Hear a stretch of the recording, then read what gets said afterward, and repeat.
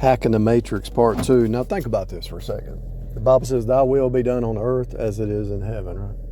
So what would be a way to hack the matrix? Well, you know what God's program is to get people saved and to build up the body. Ephesians 4 talks about the many members building up the body. So if you really want to hack the matrix, instead of tearing people down, try to build them up.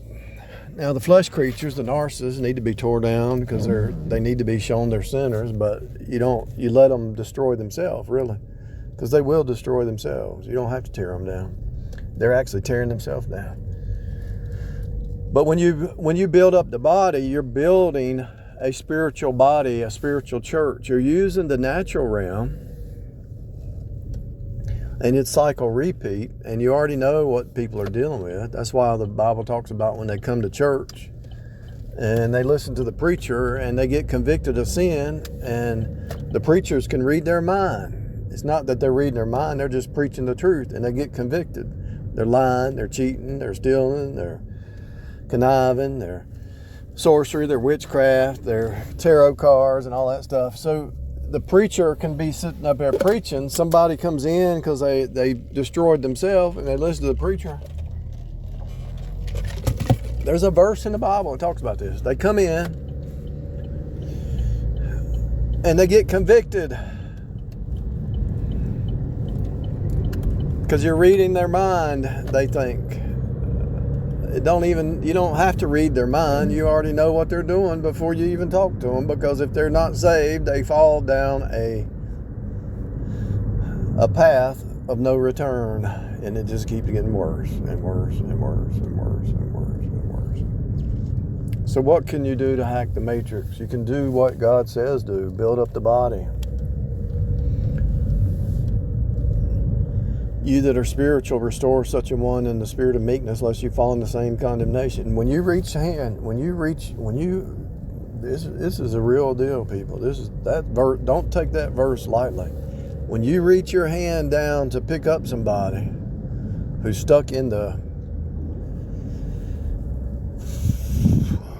flesh mind simulation, when you reach your hand down there, when they grab that hand, they can pull you right down there with them. And it's a fine line. And it's rough. It is rough. It can be rough. And then when you say that's too much and you let your hand go, that's just too much insanity, and you let your hand go because you got to keep yourself healthy. You got to keep yourself healthy, right? Keep yourself in order. If you can't keep yourself in order, you can't benefit nobody else. Think about this. Okay, let's just break it down to its root. You say you love somebody, right?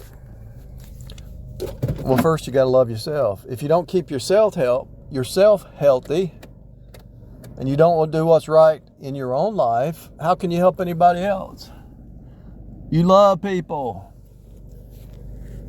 You love people, right? That's what you say. Do you love yourself? Love your neighbors yourself. Oh, you love people. You want to help people. Are you keeping yourself in line? Are you in order? Is your mind in order? A double-minded man is unstable in all his ways. So you really want to help people, right?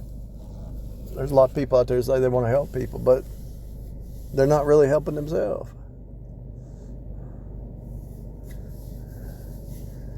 You're letting them pull you down into the miry clay with them, and you think you're helping them.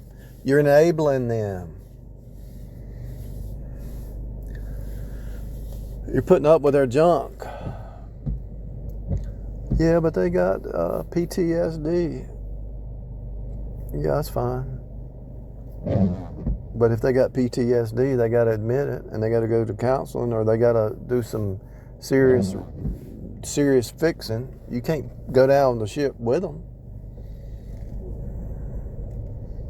They can't take you. You don't want them to take you down with them, because you're not going to help anybody else. This is not about just them. It's not about just them. Let's say you want to help somebody.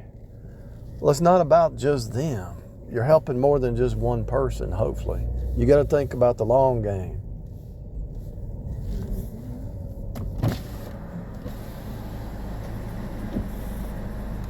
You got to think about the long game. How busy is it in there? You're good. Oh, is it? Yeah, no, you're good to come in. Okay. It's not busy. Okay. You got to think about the long game.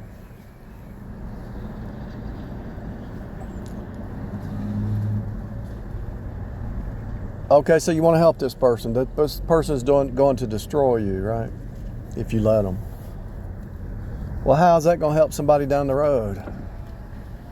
The two people that come together should be having the same mindset that they help other people. It's not just about you. This is why a lot of families have fighting and arguing and bickering and backbiting, because they're not actually trying to help anybody else. They're just worried about themselves. And then they start eating, the snake starts eating itself. It grows. The selfishness grows amongst if they're contrary, even in their own little relationship, box, cube, whatever you want to call it, if they're contrary in their home,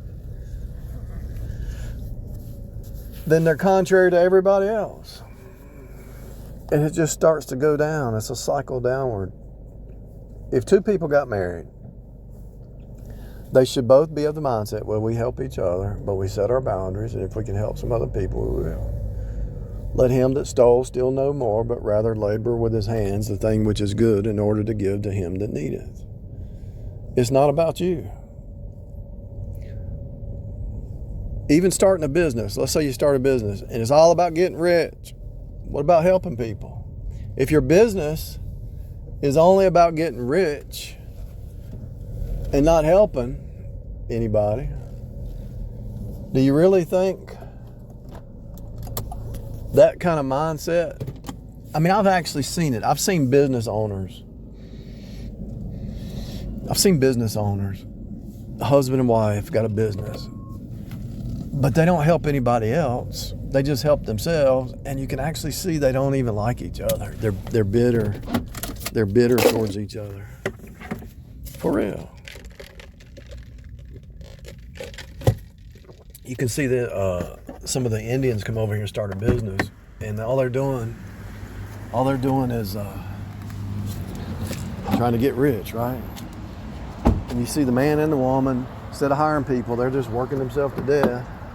And then you eventually see the woman up there, she's working herself to death. Where'd the man go? And I've seen it 1,000 times. And the man she's end up running the business by herself. And there's a Subway chain over here, and that lady ends up running all her employees off, and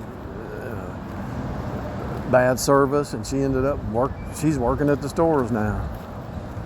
She don't know how to keep help, because it's all about her money. It's all about her. It's not about helping anybody else. It's all about her. She probably ran her husband off. He probably saw it. It was his fault, probably, for marrying her, but now she's just running the place down. The ice machine's got mold and mildew in it, It's ridiculous.